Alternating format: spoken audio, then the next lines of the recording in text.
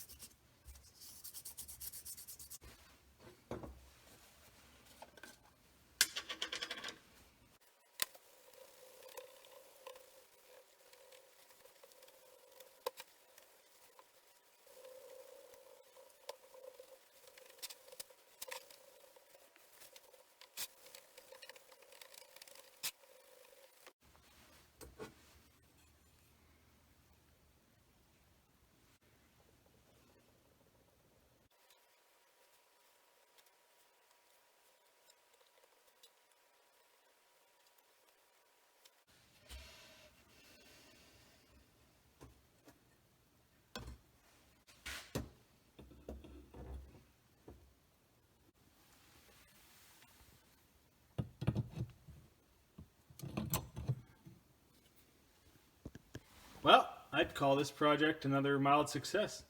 There was some more pitting than I wanted. I think it was caused by the difference in temperature between the forged steel and my aluminum. But overall, I think this is definitely something I'm going to work a little bit more on and see what I can do different from the next project to make it that much better.